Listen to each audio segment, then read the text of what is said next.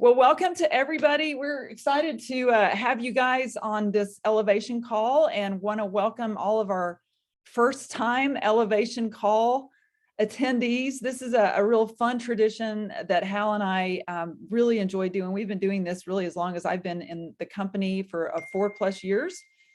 And it's really in my opinion, it's our most important meeting for just being able to kind of take the pulse of the people on our team, being able to really help each other elevate our mindset, elevate our game. And in this case, we're elevating our mood through our happy coffee. Happy coffee. And we're not going to go into great detail on the coffee itself. We're going to talk about the business aspect, but we will have an opportunity on Monday's Freedom Call, and then also a lunch and learn to hear kind of the ins and outs of the coffee. But we've got some cool things going on with our leaderboard. So I'm going to have Hal check in with that first. And then we've got just a few topics that we want to cover tonight, and we'll provide time for Q&A. Do we have congratulations again for the people who did parties? Yes, we do. We have that on the list of things. Let's do it now. You want to do it now? Yeah. I really think that's the lead off. Yeah, absolutely. We just want to congratulate all of you. We've heard really good reports of the people who hosted watch parties. And I'm really proud of you guys for putting those together, inviting your team, inviting other people. And so, for us, from our perspective, because we heard from several of you, so let's just run down the list again. I know that Hal and Lisa did one here. And so, and then, yeah, you did good. You did really good with it. And Beth Plumley and Greg and they Kim. came. Yep. So anyway, then hosts, though, let's see, let me think geographically. We had Brian and Susan Welch. Yep. And then the Todds drove over there. They had a good turnout. We saw some really cool pictures posted on Facebook. Thank you guys for hosting that. And then let's see geographically where we go from Mary Ellen and Roger and that team. And then Susan Everett did. And Susan Everett up in the Evansville area. Then we come across to the west and we've got Jean and Lorena Workmeister. Had a really good turnout. They kept us updated about every other day as to the people for probably about 10 days. I would say maybe a little longer. They kept us updated on their contacts, their follow-ups, how many people they had coming. And you know what? I think they projected 12 and they ended up having 12, which is because they followed up. So anyway, really proud of you guys. And then they also saw some rank ups from that. Yeah. The Workmeisters did on their team, some people ranking up, which is great. And then Pam Riley in Arizona had a deal. Who else? I think that's if we're missing anybody, you guys let us know. But I know everybody else watched from your own computer screens. So we really appreciate everybody's participation in that launch. One of the things we're going to talk about after Hal recognizes the leaderboard is really kind of what to do now. So the leaderboard, WSLEASE, is an international leaderboard for two things. One, top 25 group of those who up to this date on enrollments, and that's everything from wholesale customers, new wholesale customers, to new business builders, whether they come in at bronze, silver, or gold with any of the packages, and there's business volume attached to that, as well as on your personal enrollments if anybody upgrades. And so that also counts toward what they score to be on the top 25 leaderboard. And so right now, as of this time of the month of February, at number 22 out of Florida is Melita Crutcher. Is Melita on the call? I'm not sure. She is a lot. I don't see her right now. And then she's been busy on social media. I can tell you that for sure. She's tearing it up. Mom is unloading a truck, so let me go ahead and say, woo, good job, Melita. There you go. Okay, yes, because that Cindy is Melita's sponsor. Thank you there, Lauren, for that. You're welcome. And then at number 20 out of Indiana is Barb Baumholzer, and she under Mary Ellen. And so she's at number 20. And so congratulations, Barb. Barb and Mary Ellen were some of the first people I met in Indiana at the Christmas party. Right. I'll never forget those two at that first Christmas party I went to. I don't know why. They just stood out to me as special people. They go way back. They do. Too. So anyway, that's awesome. That's that. And then we're going to move over to the personal volume board, which basically is based upon your own personal volume that you've purchased over the last month. And we actually have 5 people there. And usually personal volume is people who are pretty serious about moving the product that's available. It's not just consuming all this coffee, because I don't think the Todds, well, they drink 1 cup a day. They make it last. And then make it last all day long. Anyway, and they're on the board. So at number 25, Laura McClendon out of Tyler, Texas. Jamie Lyles out of Kentucky. At number 19, Lisa Hall. Number 9, Parts Unknown and Everywhere in Between. And then Steve and Jenny Todd at number 8. So congratulations to all of you, and let's keep it going. Let's end the month strong. And so we had talked about, I wanted to just congratulate everybody. I know Christina was still working today, and you guys were making enrollments, which is really what this is all about. So great job on enrolling people. And just to recap, we have right now a silver and a gold kit that are available to established ambassadors as well as new ambassadors. If you're enrolling somebody, it's going to be $99 more, just because they have to get their position first, and then they can order the product.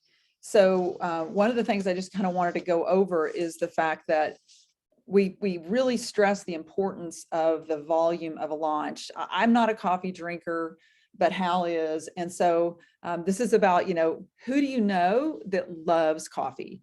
And, not only who loves coffee, but who retails coffee, and also who serves coffee to their customers. And we're going to talk a little bit later about just some of the options to expand your volume, because right now we know we have to at least probably tomorrow to place the orders for these silver and gold kits.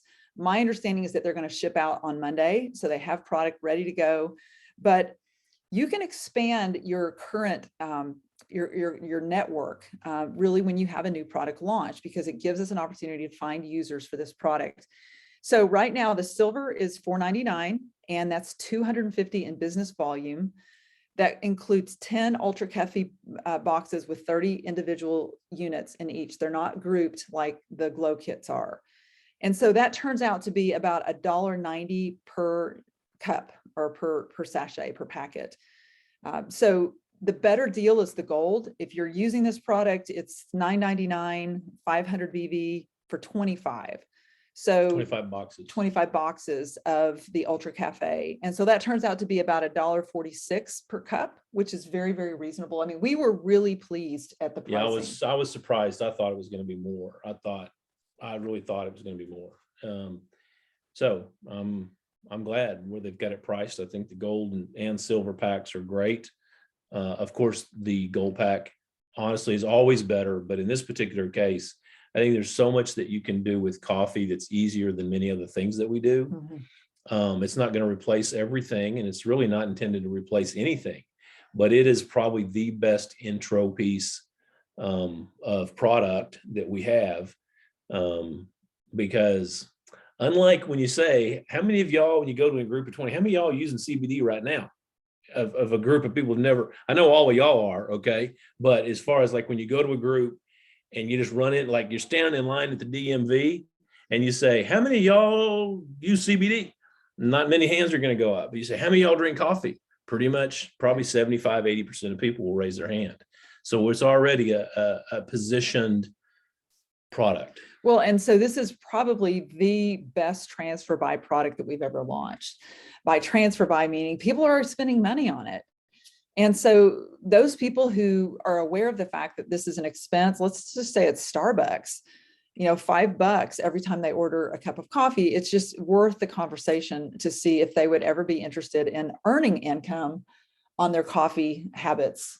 And some people ask, like, so how many free packets do you get with the gold? So if you do the math, 10 for silver, 25 for gold. So that's 5 free. It's better than just doubling the silver. So some of the ambassadors have gone together to purchase, and that's fine. Any way that you want to do it, but there's no better deal. Usually when they launch, they're offering these at the deepest tier that we will see. So it's a great, great value. And it's great to be able to move that into your distribution channel. We've done that a lot with Glow. I felt like Glow has been a really easy product to retail. We just did some today. And so I wanted to make sure that you guys also remember that the Reach for the Beach comes with the gold kit. So even if you order it under someone else, they would actually qualify for that Reach for the Beach certificate. And so that's another wonderful thing. I believe the pricing is going to be the $59.99 wholesale for one box and retail $75 once it's established. But right now we have access to this great pricing with the silver and gold kits. So that's all we're going to say right now on this new coffee, Happy Coffee. I think it's just marketed beautifully. I was really, really impressed. I think that I love the colors. Hal is thrilled with the taste of it. So we've got a whole new, huge transfer by product to help expand our own distribution. And so one of the things that I wanted to talk about was cold market. And we've definitely talked about social media. We've talked about our own network. And one of the things that we do with Zalise, for those of us who want to pay it forward, help to expand our network, is that we have an opportunity to go into what's called a cold market. And that means, I don't know the person really, and they really don't know me. It could be somebody that owns a store. It could be somebody in the 3-foot rule. And one of the wonderful people on our team, actually, Kristin and Eric, Kristin Olander and I go way back. She's a dear friend, as well as somebody that I get to coach with her on a weekly basis. And Kristin she's really tough-minded, and she has been in this space for quite a while and has some really great strategies on developing cold market. And I asked her if she'd be willing to share just a few minutes with her approach to the cold market, how she kind of sets it up and what she's doing right now. So Kristin, are you there? Yes, thank you. Can you hear me? Yes, and I see Eric. Welcome to Eric as well. You look great, coming in loud and clear. Thank you. Well, thank you. I do like cold calling. In fact, before this, I was telling Eric about how my first cold calls were as a child with my best friend, Penny, and we would cold call on doors and sell her mother's Jafra products. And we were about 8 or 9 years old. And then later we did some more intentional cold calling with the little establishments down in Calabasas where I grew up. And they were little arts and crafts stores. And we wanted to sell our arts and crafts and the things that we were making. And so we would go knock on those doors as well. So cold calling has been something that I've really enjoyed doing, and for many different reasons. But fast forward into the late 70s and 80s, cold calling was really all we had. We had the phone and we had knocking on doors. And then fast forward now, we have other platforms that we can use. I mean, we can cold call, phone, knocking on doors, and also through Instagram, Facebook, Messenger as well. And so some people have said, oh, I'm so afraid of cold calling. Well, I'm more afraid of this than cold calling, actually. And so I had to take a few notes. But one thing about cold calling is that it's really, the reason I think that people are kind of intimidated is because they don't know what to say. And I don't always know what to say, really, if I go in it that way. But if I am prepared, which is like that intentional kind of cold calling, then it's much easier to have a conversation and to make an impression in a very short period of time. And so Lisa, you and I talked about that some today. So some of the ways that I do that is that, first of all, I'd like to say that that first impression is really important to have a really positive posture and attitude. We're dressed appropriately, and even if we're not, we have a posture of, I've got a product, a service, a culture that I believe in, that I'm a part of. That's my lifestyle and driving kind of my energy and my enthusiasm. I also want to, have that, kind of take the time to notice some things about them and take some extra time to find a connection and just notice something about them. But I really feel like I kind of have to go out with that attitude of, today I'm going to greet the world. I get to go rendezvous with people, places, and things, and let's go see who I'm going to meet and greet, And so those kind of things are really important for me to get started in cold calling. Because I might just meet some people along the way in that 3-foot roll with the card, or I might just see an establishment that says, hey, grand opening, and I want to be ready to go in with that attitude and posture. But then there's that intentional kind where I start to investigate, like who's in my area. Today we talked about coffee and I started to Google, and I can also do it on Instagram and Facebook, where what are independently owned businesses, donut businesses and bakeries. Because right now I don't want to have my coffee is better than your coffee conversation. I want to say you've got great donuts and I just love them and they're so sweet. They make me so happy. I want to add to your happy. Let's have a conversation, something like that. So, by investigating like that, for example, then I know that they're independently owned, that they offer something that I have something that I can offer them. And I need to find that, that connection so that I can initiate a conversation. And so whether it's on Instagram, Messenger, or whether it's over the phone, or whether I'm calling in, I've done enough research to know what the connection is. I've kind of done a meet the team. Like, oh, okay, that's the owner and this is the front manager. In fact, they've got a smile manager at this place and her name is Dana. So I know who to look for. I might even know her name and I might say, hey, I was just passing by and I saw this article on Dana and the smile manager and I just wanted to meet her. So again, it's having some kind of information to have that conversation starter and enough information to identify and make a connection. And there's all sorts of examples I can give you into med spas or a weight management. I'm just kind of trying my hand at this, but these are kind of the key components. And then when I go in, if it's something's like, let's say it is am I making sense so far? Yes, you are. Stop me if I kind of No, keep going. Yeah, you're doing awesome. Kind of visualizing it too, because in the conversations, I can I'll go back to like going into a place. I know that they're opening their third location. I found out that they do certain services and they've got cruel-free products, but they don't have skincare. So I might go in and I might say, hey, just saw this, saw that you had a grand opening. I just wanted to support you in the community and I'm really excited to have you here. Oh, by the way, I noticed that you have cruel-free hair products.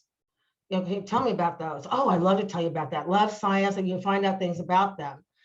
And then I might ask, not like, have you looked at skincare? I don't want a yes or no, but well, what skincare have you looked at that follows that's in those guidelines? Oh, well, we're looking, or we haven't looked at that yet. I've got something for you to look at. I'm so glad I stopped by. Then I need to invite them to take a look and to introduce them, but then I have to kind of skedaddle out of there because I may have a minute and I might have 20 minutes. But those are really what I want to do is I want to initiate a conversation and identify a connection, inspire them enough for them to say yes at my invitation to take a closer look. Awesome, Kristin. You do a great job with that. And it does take some courage to walk into a business establishment. So thank you so much for sharing on that and good job on, being able to reap in the volume and the connections from the work that you're doing. Well, I want to go back to a term that somebody said, luck. I think it was Stephen Thompson said, they go, you have such great luck when you cold call and stuff like that. Well, luck is labor under correct knowledge. Mm-hmm. So if I'm prepared, a cold call, I don't know, it can be kind of fun. It's kind of like a treasure hunt.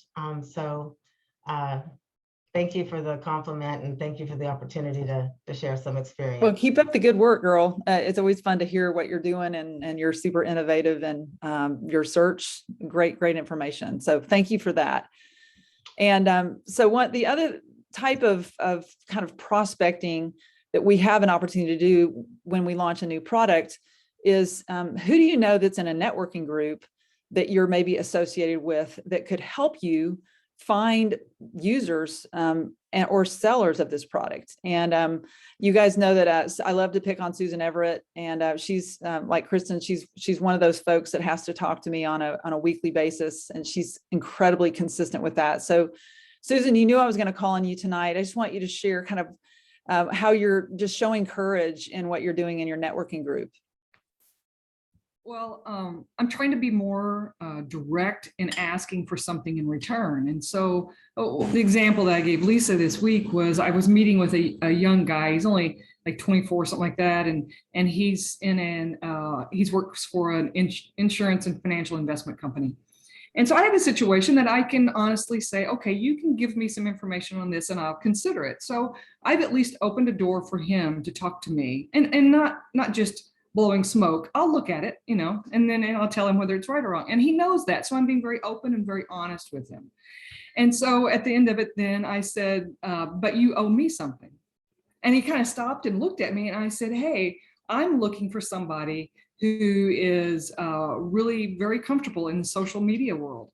And I need somebody to work with me on a project. So who do you know? I need at least 1 or 2 names of people that would be interested in a part-time job doing social media to sell products. And he looked at me kind of funny and he said, that's fair. Okay, I'll give you 2 names by the end of next week. And that's all it took. And before I would never have done that. I would have tried to do a big product sell to him. And frankly, at 24 years old, I'd already kind of gotten the idea from him through our meeting that he probably was not interested in the products. I mean, I don't want to stereotype because you'll lose sales doing that. But he had just given me enough hints that he wasn't really looking for hemp products. So, take the other approach. Stephen Thompson will say that you're either looking for a buyer or you're looking for a seller. So I just went straight for him to say, you owe me this. I'm looking at your products. This is what I need to look at mine. And he went for it. So we'll see. And so Susan, you spend some time in your different networking groups. You're in a few of those, aren't you, right now? Yeah, I'm in 2 and I go as a visitor to another one. Okay. What time of day are those? One of them is at 8.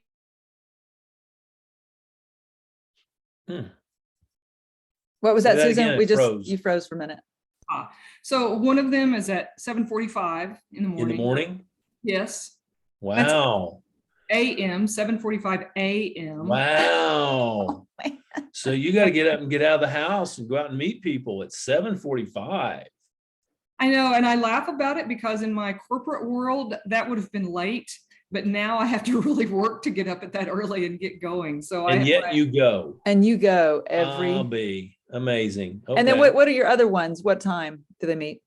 The other one that I attend regularly is at 9 o'clock, and it's kind of at different places around town. So that's usually a 30-minute or so drive for me. Wow.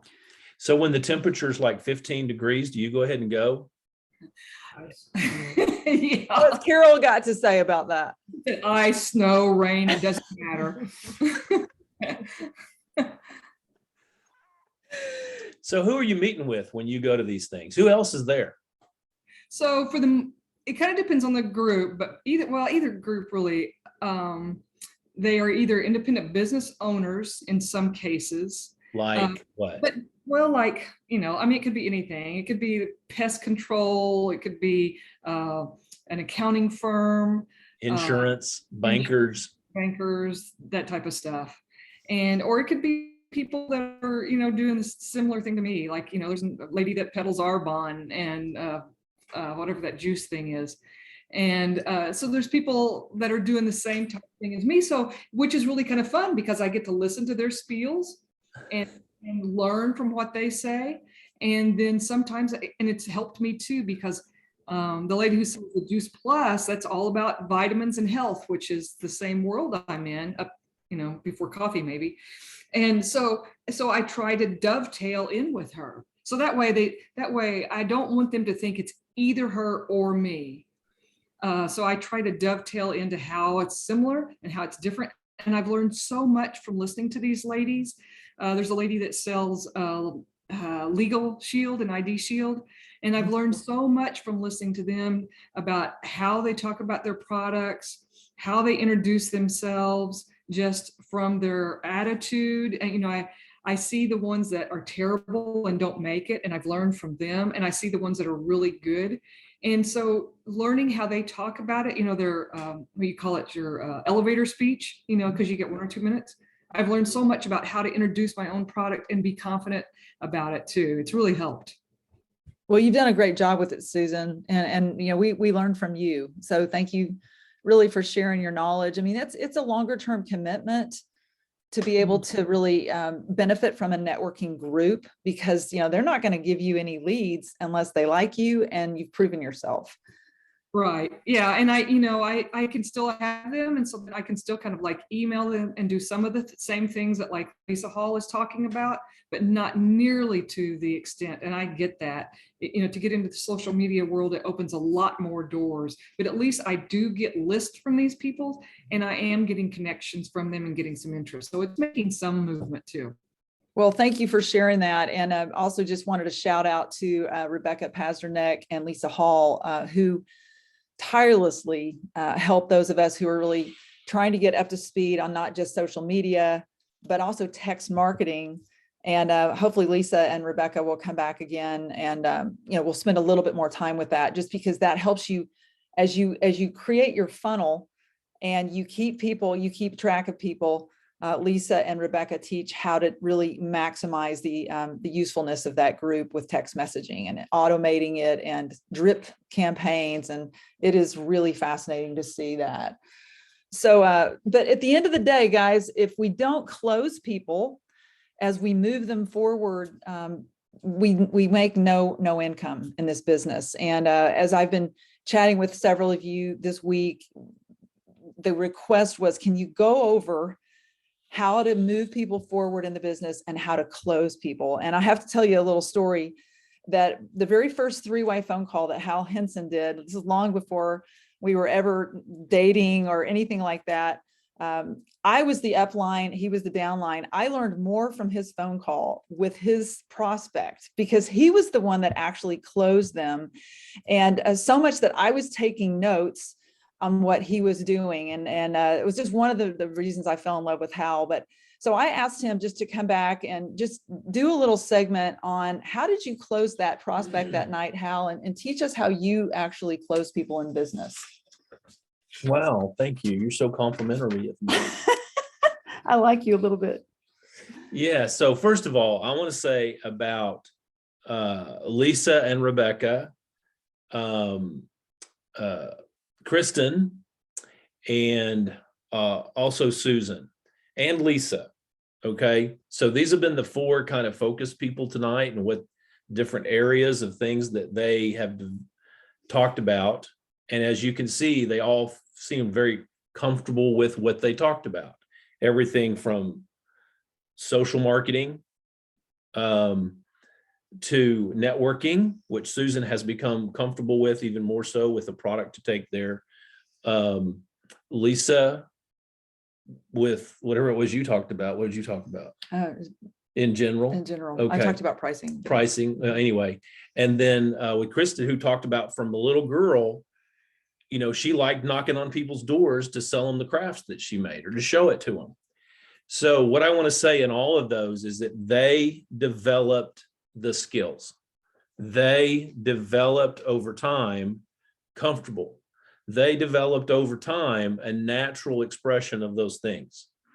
So for like Rebecca, teaching on social media, she's really good at it, but one of the reasons she's good at teaching it is because she knows how to do it. Right. But she didn't know how to do that before she started doing that. And so the whole point is not only with the front end things, which is what we've been talking about here to this point, the front end, but also with the back end, which is the closing, which I'm going to talk about for a minute. You have to develop the skill by doing it in order to get better at it, no matter what you're doing. So just by listening and taking notes, that's great. But if you really want to move forward, you have to practice these things. You have to go do them. You have to mess them up. You have to be uncomfortable. You have to sit in a networking meeting, and as going around the room and people are doing their 2-minute elevator speeches, and it's your first or second or third time to do one, and your armpits start sweating, you know what I'm talking about? And your stomach starts churning, you think, I'm going to deliver this 2-minute elevator speech, or I'm going to go to the bathroom. One of the two is coming first. Okay. I mean, that's the reality of it. That's the way it is, isn't it? Absolutely. And so that's the reality of getting out there and doing it. And I will tell you that many people do not move their businesses forward because they're unwilling to do those things. All right. So that's that. Now, on closing, the only reason that Lisa was impressed with me is because I learned the skill of closing when I was in the real estate business. I learned the skill of closing by getting out into places and talking about things that I wasn't comfortable with to get people to move to the next thing. And so I'm going to give you tonight things you've heard me say before. I'm going to repeat them and put them in kind of a scenario. So the first one, here, if you're taking notes, what I want you to write down is get to their no, get to their NO. You need to get to the person's no for them to tell you no. And at the end of anything you want to ask someone to move forward with, because it is human nature to be resistant to being sold anything. Everyone, for the most part, wants to say no. It is the rare person who is ready to say yes almost all the time. There are a few people. I personally am close to being one of those people because I can say yes to get more information. I can say yes up to a certain point, and it's for me to learn more about whatever they're offering me, and then I can say no. I don't get so far down the road with yes that I can't say no. But many people are not comfortable enough, not personally confident enough to say yes, yes, yes, and then eventually no. Most people are wired to say no, no, thank you. So you're trying to get to that no as quickly as possible. And they're just wired to say no. All right. So what I usually say at the end of a presentation or a conversation, when I know that the thing I want them to get them to do is to take an action forward. All right, whether it's to buy a product, even if it's just one cup of coffee or whatever it is, I'm going to say to them something like this. After seeing what you've seen and hearing what you've heard, is there any reason why you wouldn't want to, and in this case, try a sample? Is there any reason why, after hearing what you've heard, what we've shared with you, or what I've shared with you, is there any reason why you wouldn't want to make a purchase of a 10-day glow pack?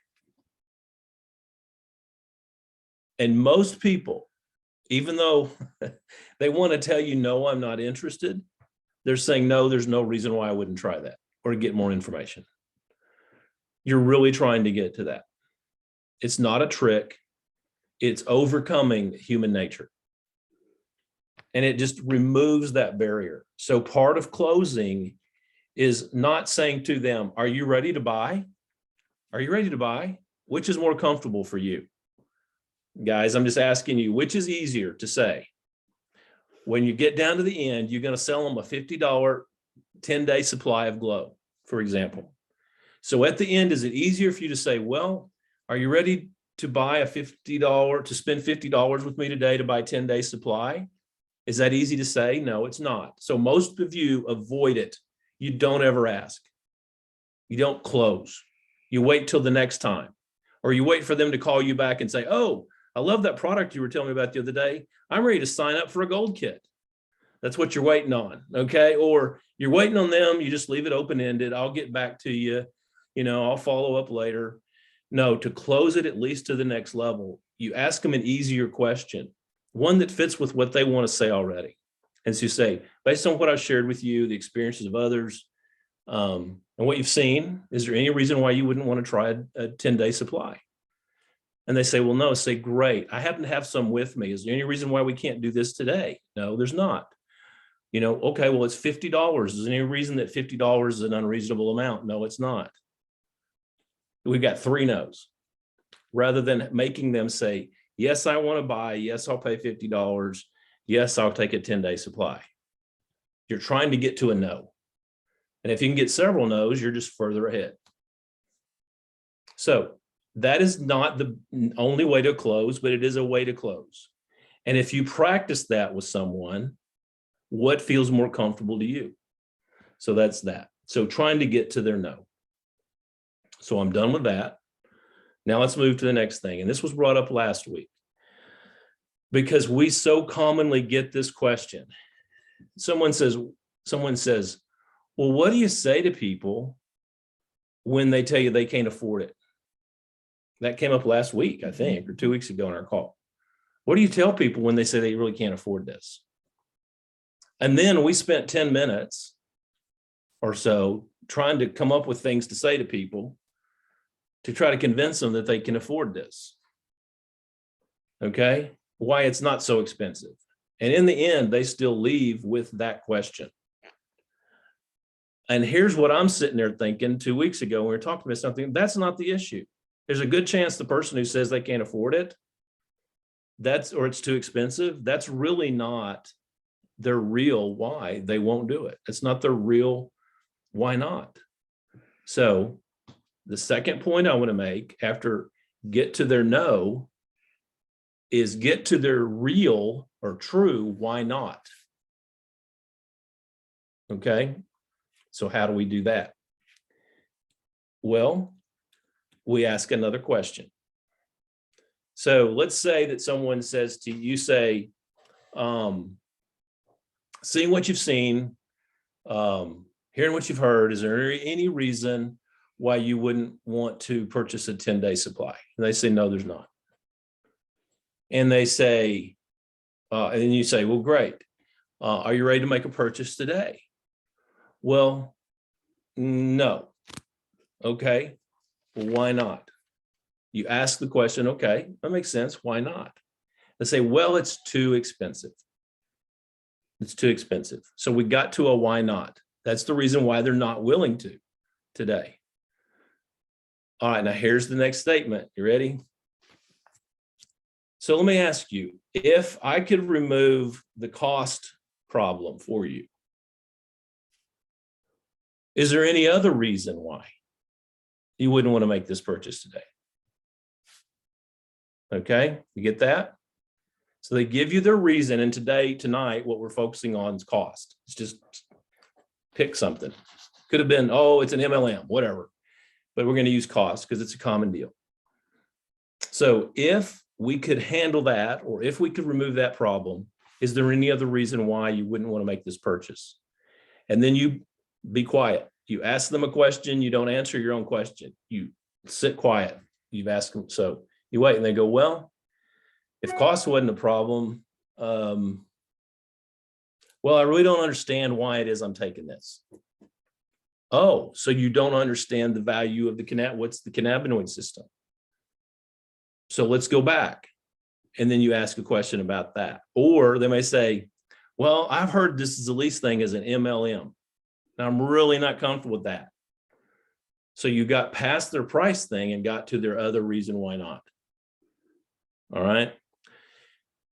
And you say, well, if we could deal with that. So you go back to the same question. So if we dealt with the price and we dealt with the MLM deal, because that's one of those things. Is there any other reason why not?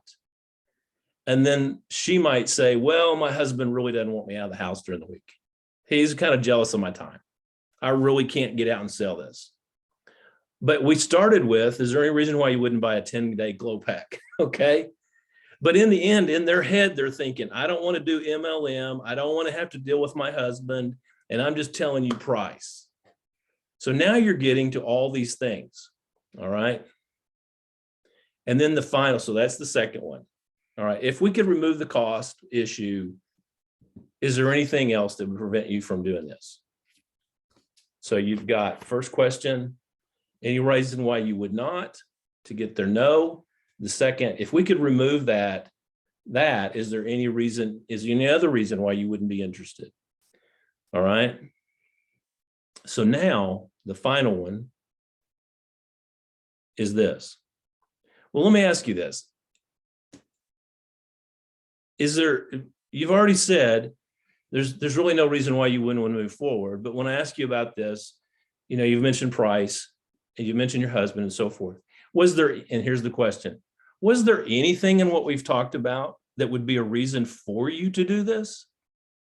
Did you hear anything that made sense to you for a reason why you would want to take a 10-day supply of glow. Is there any reason why? Well, yeah, I really have wanted to better my health.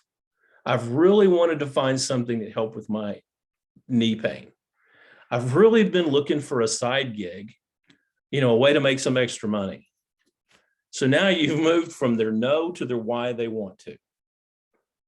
And I will tell you that between the three of those, you're going to have a good chance to leave that meeting with at least them taking a 10-day glow pack or a few coffee sticks with them, or you've moved them forward in some way. It doesn't mean they bought a gold kit right there on the spot, okay? But it did move them forward. So many of us leave people just hanging out there with no move forward, no intentional move forward. And so closing is a process. It's not a moment. By the time a person signs up, it's as a result of a process that got them there. And they're making a decision typically either for their health, someone else's health, or their potential income by the time they get to that point. But if we don't close them, many people are left hanging and we gave them an opportunity and then took it away. So closing is very important. We can knock on 1,000 doors. We can make 1,000 calls, but none of those people are just going to jump in your car with you and go to the closing. They're not going to just go and buy a gold kit. And so it's a process, but you have to be intentional about that. So anyway, that's your 3 points. That's your 3 closing points.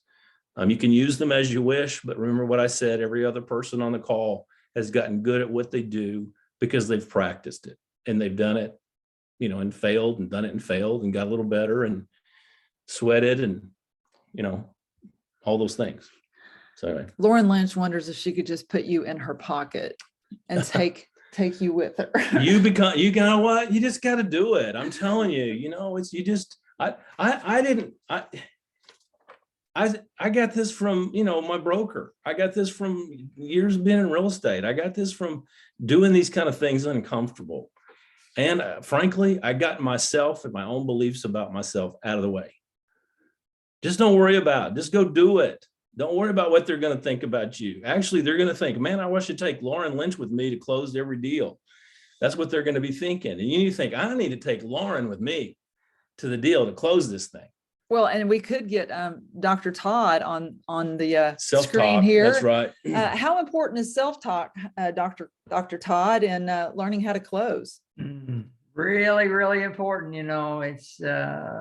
It's what you make of yourself is what you do. So, I think that everybody on the call, we all have a lot of work to do with our own self-talk, and everybody, me included.